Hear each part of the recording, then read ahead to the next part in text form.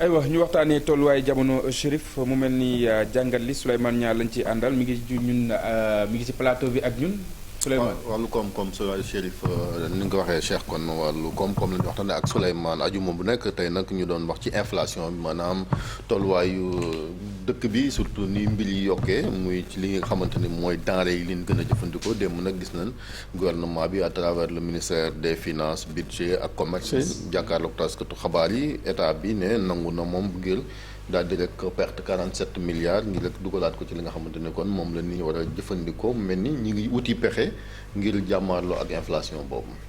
waaw loolu lu am solo la maanaam mënuñu woon seetaan situation bi nu mu meloon noonu ñu bàyyi consommateurs yi ci li ñu nekk donc c'est heureux que ñi jiite réew mi am ay pexe yi ñuy jéem pour atténuer impact inflation bi effectivement adduna bi yëpp la laal boo xoolee presse internationale bi dëkk yu mag ñi sax seen njëkk yokku nañ ñii ñu ngi anticiper yokku et cetera mais parce que am na mais faut faire attention déjà ci analyse phénomène bi lan moo waral njëkk yi di yokku yomb na trop ñu toog rek ne contexte international conjoncture internationale inflation partout et cetera oui il y a une inflation mais est-ce que même type d'inflation bi la est-ce que même cause yi la est-ce que même répercussion yi la est-ce que même corrélation yi ñoo am diggante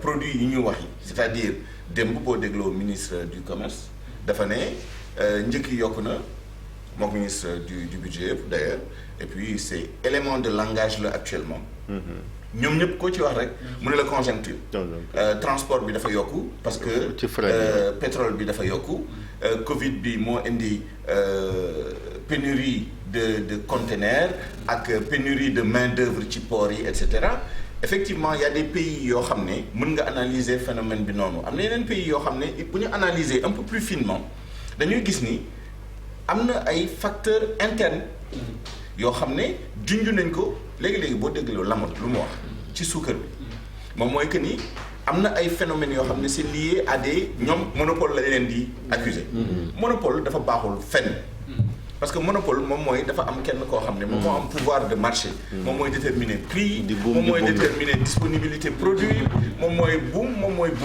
mais moom waxul ci monopole oligopole la wax ci importation bi mooy da 4 la wax ñeent man wax dëgg yàlla xaw ma chiffre exact bi mais on peut lui donner crédit mu ni xam na vraiment secteur 4 personnes wala 4 personnes morales yoo xam ne ñoom ñoo yore importation xam nga loolu day indi ay phénomène de regroupement d'oligopole d'entente illicite moom mooy nit ñi dañuy déggoo seen biir ñeenti nit ci Sénégal fii yow de Sénégal rek déjà am na ay regroupement d'acteurs économiques ñu nekk ay syndicats patronaux wala ñu nekk ay regroupements de commerçants et cetera ils sont des centaines et pourtant ils arrivent à coordonner pour am pouvoir de marché rawatina nag 4 personnes yoo xam ne par le fait du prince parce que dañoo jël fekk benn Souleymane Niang boo xam ne xëj na salaire am rek la amoon wa illaa day yëngu ci benn activité nii am tour wala affaire yu mel noonu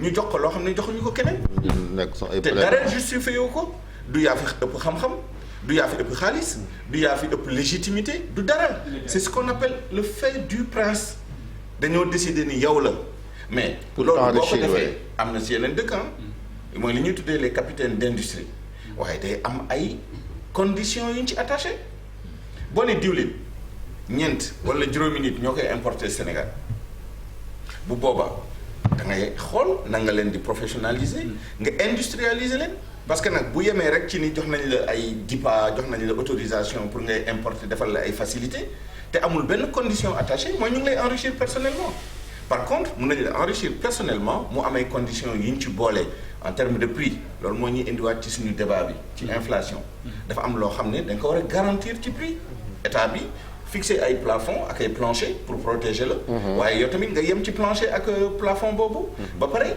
ñu pousse la pour nga industrialiser wu ñi nga xam ne dañuy importer war nañu am quota wala ñu ubbi ay usines pour raffiner de l'huile ñu mën a importer de l'huile brute et cetera. léegi état boo xamante ne moom ku ne xam na ni fu mu compee alal ngir surtout contexte bi crise bi mu ne moom pare na pour perdre 47 milliards loolu naka lañ ko mën a justifier ak naka lañ koy dundee.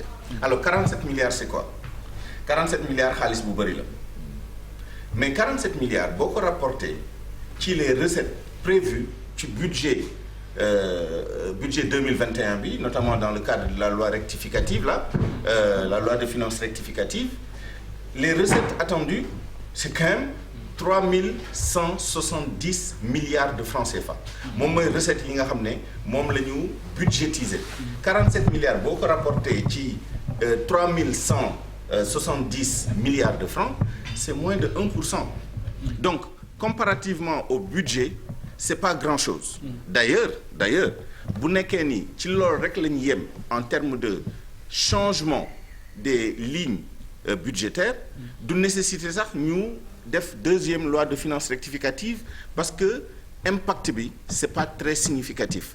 Par contre c'est bon à prendre mais encore un mais xaalis boobu day dugg ci poche consommateurs yi day wàññeeku ci gafaka état bi wala day dem ci poche industriels yi wala importateurs yi c'est ça la question parce que les mesures qui ont été annoncées jusqu'à présent ay mesures de stabilisation des prix la stabilisation des prix di nee na ñëwoon fi pour wàññi prix yi dañu ñëw justement pour stabiliser sauf que dans les éléments de langage les gens nous parlent de pouvoir d'achat moom mooy nga yokk xaalis ci poche nit ñi d'accord c'est pas aussi facile que ça parce que yokk xaalis ci poche nit ñi économiquement mën na am njeexital sax ci inflation parce que mais ça c'est d'autres choses bu xaalis bëree ci économie ce qu'on appelle la masse monétaire par expérience on sait que day yokk inflation mais buñ dugg sax ci yooyu nañu yem ci pouvoir d'achat parce que bu dul sax yokk prix rien que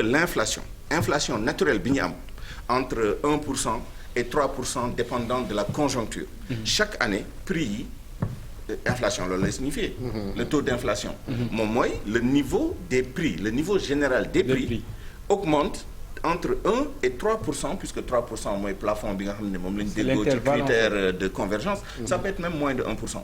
Mais une inflation minimale elle est saine économie war na am tuuti inflation mais ça c'est pour d'autres raisons mais ñun suñu inflation boo xoolee année yi passé c'est entre 1% et 2,5% comme là actuellement dafa yéeg d'accord mais chaque année prix yi day yokku est-ce que chaque année salaire yi day yokku est-ce que chaque année revenu yi day yokku ci consommateurs yi ci ménages yi non c'est en 2018-2019 qu'on a augmenté le salaire minimum qui est passé de 297 je pense en 96 toog nañ 22 ans yoo xam ne le taux horaire du salaire minimum n'a pas bougé c'est en 2018-2019 lañ ko yokku léegi mu ngi à 333 francs de l'heure pour ñi nga xam ne dañu calculer seen salaire sur une base hebdomadaire boo ko calculer à la fin du mois c'est 58 900 francs alors avant loolu c'était beaucoup moins alors inflation bi mu ngi dem chaque année salaires yi ñu ngi stagné revenus yi ñu ngi stagné il y a même une paupérisation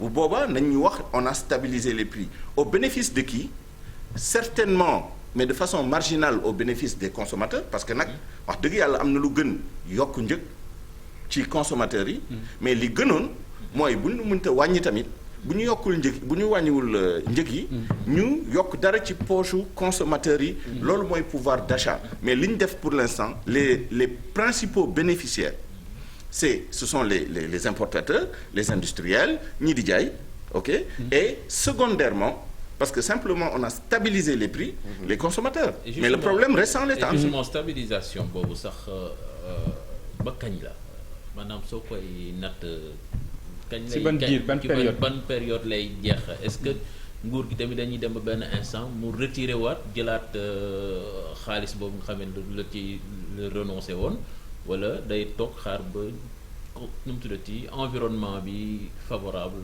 njëg yi wàññeeku. Je pense que ça dépend des mesures parce que pour suspension taxe conjoncturelle à l'importation du sucre ils ont clairement donné app bi c'est 45 jours yeneen yi ma compréhension parce que boo demee ba mën a calculer incidence bi sur les recettes budgétaires ça veut dire que da nga ko étaler jusqu'à la fin de l'année budgétaire c'est ma compréhension.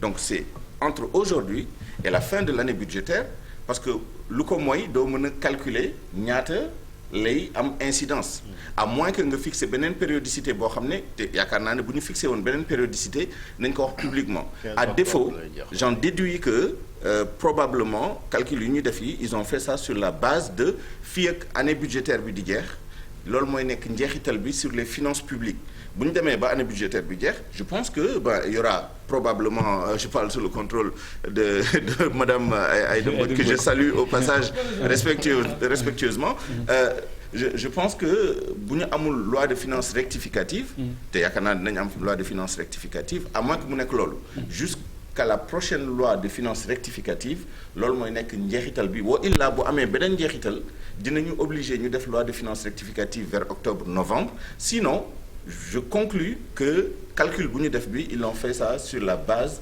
du 31 décembre de 2021 après on avisera bu nekkee dañ koy prolonger sur l'autre budget wa illa dañ koy arrêter wala ñu xool yan mesures supplémentaires la ñuy indi ci loi de finances mais jàpp nga ne fii ak boobu ñi nga xam ne ñoom ñoo di Sénégalais yi dinañ leen wuyu ci li nga xam ne moom moo di seen ay bëgg-bëgg ndax itam ñun jamono yi li soxal askan wi moo di wàññi ko ba njëg loo am mën a am ci li nga xam ne moom nga bëgg. Ça nous ramène encore au pouvoir d'achat et aussi xam nga c'est plus complexe que ça effectivement il y a les produits de grande consommation ceeb diwlin suukar mburu et cetera mais boo wàññee ci produits yooyu nga yokk ci yeneen produit ok gas ak suul la rek li wolof di wax bi fukki nit di gas fukki nit di suul ça ne sert à rien c'est-à-dire maa ngi doon xoolaat sànq la loi de finances rectificative mesures yu ñu jël yëpp pour optimiser les recettes de l'État yokk bu ñu yokk taxe sur les jeux de hasard les bouillons 25 milliards la fameuse taxe là de conformité fiscale bi ñu commencé le premier c'était annoncé dans la loi de finances rectificative déjà c'était non loi de finances initiale 2020 ça veut dire que depuis l'année dernière waroon nañu ko commencer. pourtant 10 milliards pourtant préciser na ko également. mais alors. préciser na ko alors au fond sur ce point-là. 10 milliards la ñu attendre ci mesure boobu. 10 milliards c'est écrit noir sur blanc dans la loi de finances rectificative 10 milliards. 10 milliards boo ko rapporté ci 12% yi ñu wax it moom la ñu appliqué. ci ñi nga xam ne ils sont pas en conformité avec l'administration fiscale. 10 milliards bu nekkee c'est 12%. boo jëlee base de calcul bi boo ko déduire ça veut dire qu'il y a 83 milliards de francs CFA en importation par des gens qui ne sont pas conformes. Une perte. 83 milliards. Et ça nous ramène encore aux bénéficiaires des mesures qui ont été annoncées, qui sont louables. Il n'y a pas de problème. Mais est-ce qu'on est allé au fond? Finalement, quand on est bénéficiaire final, est-ce que nous n'est que ces industriels, pas ces industriels d'ailleurs, ces importateurs, qui n'ont aucune autre obligation, sinon que de payer des taxes, et qui échappent à la taxe. Parce que vous n'avez que calculer les 83 milliards de francs CFA en valeur douanière, ils importés ci dëkk bi ay nit ñoo xam ne ils ne sont pas conformes avec l'administration fiscale, ça veut dire que ces gens peuvent gagner doublement. D'ailleurs, tey ñu ngi wàññi ay taxes parafiscales ak des droits de porte. Donc droit de douane ay prélèvement ak yi ni mel dem nañ ba laal tuuti fiscalité c'est-à-dire la taxe sur la valeur ajoutée boo calculer li ñuy wàññil yëpp day dem ba benn moment la question qu'il faut se poser est-ce que du dem ba bañ a nekk en conformité avec le fisc et payer 12%, c'est pas plus avantageux que d'être en conformité même en bénéficiant des mesures. Donc franchement c'est un package. Pour moi c'est un écosystème. C'est pas de venir agiter le mouchoir comme ça, des effets de manche, annoncer des choses nit ñi yaakaar ni régler nañ problème bi parce que boo réglé wul le contrôle économique sur le terrain. Ça ne sert à rien. Ces mesures que tu annonces là. Bu nekkee nit ñi ñu ngi organiser ay pénuries organisées, ñu ngi def ay rétentions, ñu ngi appliquer des prix qui leur sont propres sur le terrain te yow mënoo ci dara. Ce contrôle économique mënul dugg ci boutique yëpp, mënul dugg ci magasin yëpp, mënul xool et cetera. À ce moment-là, c'est des effets de manche. Donc il faut vraiment regarder au-delà de ce qui a été annoncé nan lañ koy opérationnaliser pour que nit ñi parce que dafa am ingénierie bu am en la matière des gens ont développé une intelligence extraordinaire pour contourner les lois, contourner la réglementation. Bon, avec des fois aussi seulement de la complicité de l'administration, hein, je peux même contournement, parce que am nañ moyen pour contrôler quoi. Des fois aussi on laisse passer. Alors contrôle sur papier, contrôle a posteriori, contrôle même sur le terrain, mais contrôle pris sur le terrain, c'est compliqué. Li nga mënoon il y a 30 ans bi nga xam ne économie bi dafa am dayoo bu mu tolloon ba pare administration bi am nu mu tolloon tey ça c'est complètement inversé. C'est-à-dire l'économie a tellement grandi et l'administration évidemment ces dernières années il y a eu une tentative de renforcement de l'administration mais ci beneen phase lañ nekkoon boo xam ne administration bi doon wàññeeku économie bi di yéeg doo mën a contrôler. mais Souleymane il faut signaler que àdduna tamit day dox. fi ñu toll tey war nañ mën a contrôler bu baax a baax lépp lu ñeel wàllu njëkk yeeg yeneen yu ni xeetoo ndax mondialisation la ñu wax. si non loolu y a pas de problème ñu ngi koy jéem a def. c'est-à-dire tey jii boo déggee ñu naan la ay PROMAD programme de modernisation de la douane. ay informatisation. et puis les deux systèmes communiquent maintenant. la douane et les impôts. dañu échanger information mais échanger information sur qui? Sur une minorité. De gens qui sont formalisés dans une économie à 97% informelle. Bon, évidemment, ANSD def na recensement, on a recensé plus de 400 000 unités. D'ailleurs, li taxoon nit ñi doon bañ a participer ci enquête bi lii lañ ci doon ragal moom mooy nga participer ci enquête bi gars yi tracé la. Alors que nit ñi informel bi moo leen gënal et cetera mais en tout état de cause. Man li ma bëgg a wax moom mooy que ni c'est important que état bi quand même. yëngatu. mais justement Souleymane état bi lan mooy responsabilité am quand même déjà ci inflation bi parce que sànq ñu ngi déglu ministre du commerce bu muy citer mesures yi grâce à l'état qui a renoncé c'est comme si l'état est venu en sauveur mais moom ban responsabilité déjà la am ci. Non, au-delà de l'État, ils ont dit grâce au président de la République. Bon, ça c'est la partie un peu politique. N'oublions pas aussi le contexte préélectoral.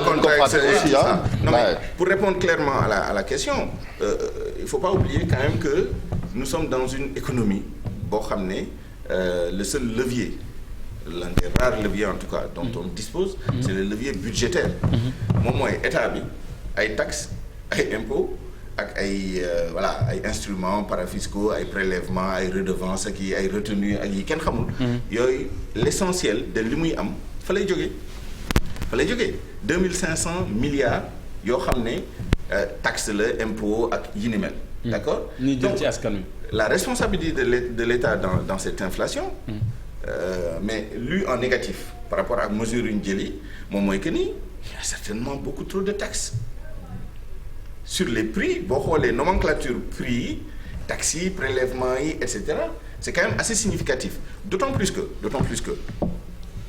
dañuy importer les taxes d'ajustement ak taxes enfin c'est le mot qui est le plus utilisé c'est taxes d'ajustement et la taxe conjoncturelle. Qu'est-ce que ça veut dire? Ça veut dire que am nañu embryon industrie bu fi nekk c'est le cas de la CSS. C'est le cas peut-être de la Sonacos et cetera. dañuy établir ay taxes yoo xam ne ñi nga xam ne ñooy importer de toute façon nos prix avec nos industriels ne sont pas compétitifs. Tu es obligé nga protéger industriels yi avec des taxes ak yeneen yoo xam ne ki nga xam ne day importer. dootul plus compétitif en tout cas pas trop par rapport ak ki nga xam ne day kii fii. Après léegi nag ces derniers temps dégg ngeen. De temps en temps ñu ne la yokk nañ 3% pour la modernisation de la douane ay taxes de conformité même s'ils s'en défendent. Ils disent que c'est pas une nouvelle taxe on est bien d'accord. Au résultat parce que loolu c'est la théorie. Et formellement mais portuaire yi aussi dañ koy casser. Exactement. In fine moom mooy que ni daal 10 milliards lañ ciy xaar ça veut dire qu'il y a beaucoup d'argent yoo xam ne dañ koy jël ci taxation. Donc rôle de l'État wala responsabilité de l'État ci loolu bokk na ci taxes yi beneen bi moom mooy que ni on est un état hybride kenn xamuñ fu ñu jëm est-ce que on est dans une économie encadrée avec fixation des prix homologation des prix est-ce que on est dans une sorte de libéralisme un coup, quand ça nous arrange, on est une économie libérale. Donc c'est la loi de l'offre et de la demande, les prix sont libres, etc. Un autre coup, on est dans une économie encadrée. Non, prix fii la mën a yem, prix, etc., etc. Il faut qu'on choisisse une voie. Exactement. En sachant que, par exemple, sur yenn produits, je ne suis pas sûr que fixer prix yi encadré ko moo gën a efficace que nga bàyyi ku bëgg a importer. Parce que nag nit ñi boo leen bàyyee ñu importer à partir de ce moment ils deviennent un peu plus professionnels. Concurrence bi bu taree da ngay commencer di maîtriser ses charges parce que boo maîtriser wul say charges day répercuter wu si sa prix de revient ak sa prix de vente et à partir de ce moment mënoo jaay prix boo xam ne say concurrents duñ la daan loolu benn la. beneen bi bu nekkee da nga bàyyi nit ñi importer su ma importer lu bëri. su may importer déjà damay xool ban période lay importer damay xool marché international bi. dinaa wut infrastructure logistique. fu may def samay stock. évidemment stock c'est dangereux c'est risqué. Ça a un coût et cetera mais boo xoolee fluctuation yi c'est ça la professionnalisation du métier d'importateur. boo jëlee Souleymane Niang nga dugal ko ci importation te xaw ma ci dara du sama métier et cetera. man damay toog rek fu ma gis occasion rek ñu ne ma am na benn bateau et cetera ma dem sama banque ñu defal ma le nécessaire. ma jënd bateau bi. mais bu nekkee ni man xam naa marché international nu muy doxee. xam naa saisonnalité prix yi. xam naa les instruments de couverture. du risque de variation de prix. moom mooy les forward les swaps sur les marchés internationaux xam les marchés Chicago et cetera. loolu.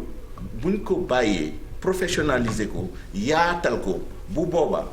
ñun ñooy gagner ñun consommateurs yi parce que dina am ñu jënd stocké dina am ñoo xam ne balaa ñoo jënd dinañ xool cours mondial bi dina am ñoo xam ne vraiment seen métier la.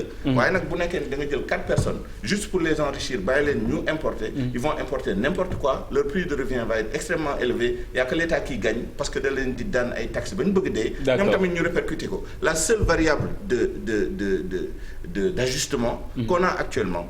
C'était le consommateur.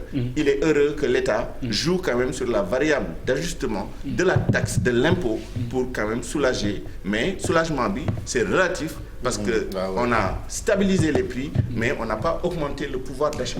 Merci beaucoup mu nekkoon ki nga xam ne moom moo di Souleymane Niang mu doon waxtaanee li nga xam ne moom moo di tolluwaayu jamono rawatina wàllu koom ajjuma bu jot nee naa leen nii lay demee ci émission info du matin sànq junj naa leen ko suñu gan di ki nga xam ne nag moom moo di Aïda Mbodj fekk si nañu ci plateau bi moom moomee nag membre la ci coalition bi la nga xam ne taxawal nañu ko mu yees mu yeewi askan wi ñi nga xam ne nag ñoom ñoo féete ci kujje gi ñoom maa ngi ko doon wenn say maa ngi lay nuyu bu baax a baax.